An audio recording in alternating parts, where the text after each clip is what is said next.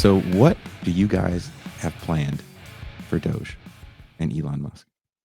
Yeah, I mean, a huge part of it is like hopefully a large educational campaign because I think not a lot of people understand what is going on or what Doge is or what Elon Musk is doing on purpose. They're trying to keep it as vague as possible.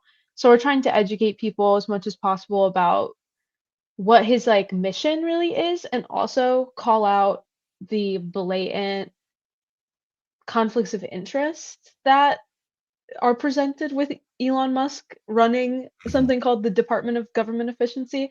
He's one of the largest government contractors. Um, his contracts come from NASA and the Department of Defense, which he's tasked with cutting the budget of, which is interesting. And I think to most people would present a clear conflict of interest. We went to Code Pink, our team in DC. I'm in Chicago, but our team in DC went to one of the Doge caucus because there's Doge as an agency or whatever, and then there's the Doge caucus. I hate saying Doge, it's so corny. I don't know what to say. Is it Doge? Is it Dodge? It's Doge, unfortunately. That's even whacker. Okay. Yeah. And so we went, there's a Doge caucus in Congress with members of Congress who are super focused on government efficiency. Um, I will put that in quotes, government efficiency. Mhm. Um, and we went to their press conference last week or 2 weeks ago with our signs to cut the Pentagon because, as you said, they've never passed an audit. Mhm. Um, 50% of the Pentagon budget goes straight to private contractors, which would allude to them never being able to pass an audit. And it's just, siphoning money from American taxpayers to fund war when we should be funding life affirming services like healthcare, Social Security, veterans benefits.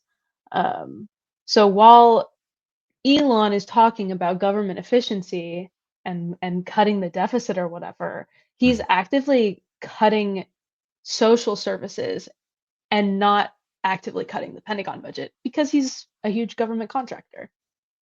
Doesn't that where most of his money comes from? Yeah, it is. And a lot of these companies that are government contractors, like that, the government is where a lot of their money comes from. I think it's over 70%.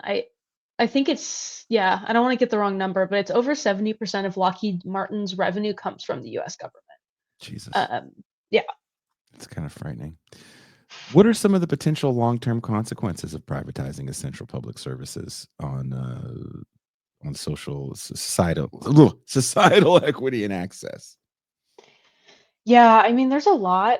I mean, first of all, in the US at least, private companies don't have an incentive to actually take care of people.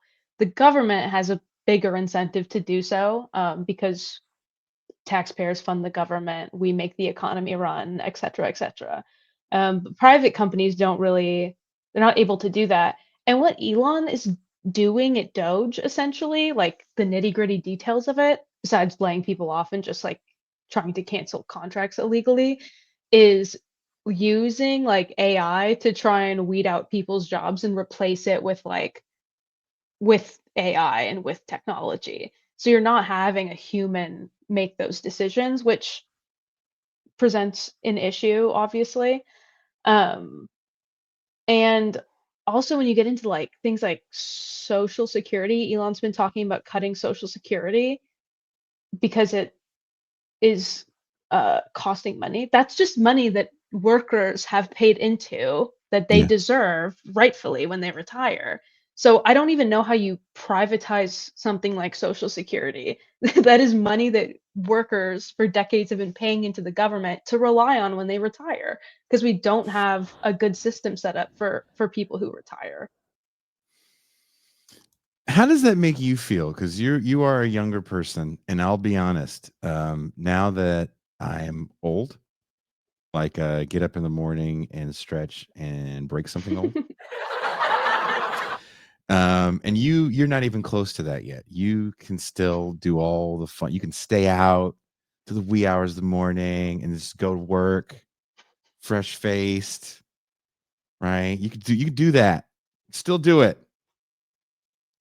How do you look at these cuts to Social Security? Like, I know you have a job where you kind of look at these things and have to analyze them, but realistically, when you're in your peer group, um, is anyone really concerned about Social Security cuts? And I ask that question because I've been hearing about the privatization of Social Security since Reagan was in office, since before I was even an adult.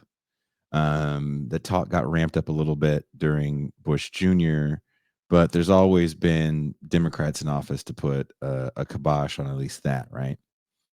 Here we are in 2025, and it looks like whatever the DOGE wants to do, the DOGE gets to do, and just we'll let the courts straighten it out.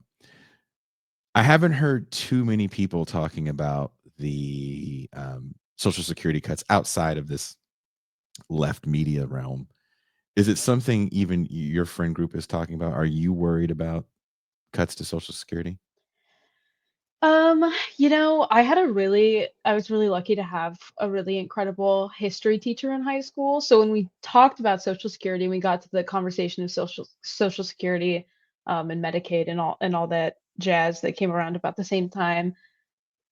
He did a good job of teaching us that like Social Security has like essentially a spending cliff, Mhm. that's gonna fall off before I get to retirement age. So I think my age cohort, when I've talked to them, they've been like, we're crossing the retirement bridge when we get there. Like we're It's kind in of it's kinda in one out the other. Like, and it's there's no wrong answer. I can't be mad at a young person that's like, "Dude, 30 looks like old to me right now." And here I am, I'm on the other side of middle-aged. I'm 47. If anyone says they're middle-aged or 45, it's like, "No one lives to be 90, dude. You were middle-aged 10 years ago. You're fucking old." So I didn't give a shit about a pension until recently when I was like, "Holy shit." I know. So I just think it's like our age cohort isn't relying on Social Security because we don't think it'll be there for us already before we're Really? even getting here. Yeah. Really? Yeah. So, okay, so this is interesting. So, do do people have jobs with pensions, or do they just look No, at we're the future screwed. future? Oh, you just feel screwed from day Yeah. one, so you're just like, "Fuck it. Let's just look Yeah. pretty on Instagram." Exactly. It's like we're relying on like maybe we'll become a content creator and get lucky one day. But no, I think it's in the Okay. larger conversation about Social Security when it's Mhm. not just like people my age being like, "Oh, I don't know what's gonna happen to me." Um, I think people aren't recognizing it because Donald Trump is so it's like you have Elon talking about Social Security where he's like, "It needs to be cut." But then you have Donald Trump also talking about Social Security in the context of the budget reconciliation that's happening in Congress right now. There's a lot there. But on the Social Security front, Donald Trump is saying that they're including an amendment in that bill that would get rid of taxes on Social Security income. So that sounds good, I guess, to someone who's like who can't afford the $16 eggs or whatever, um, who receives Social Security. Mhm. But in the whole scope of the budget reconciliation, whatever that would give to people is pennies compared to they're including four trillion or 14 trillion in tax cuts to the wealthy. Hold on, let me look at my notes. 4.5 trillion over the next 10 years in tax cuts to the Tax wealthy. cuts. To Ah, the beautiful. so it's and they're including 800 million or 800 billion in cuts to um Medicaid Mhm. and Medicare. So and also cutting funding for the Affordable Care Act that gives tax credits monthly for people's monthly premiums if they qualify under a certain income. So they're throwing like, "Oh, we're gonna get rid of taxes on Social Security. We're gonna get rid of taxes on tips for tipped workers." It's pennies.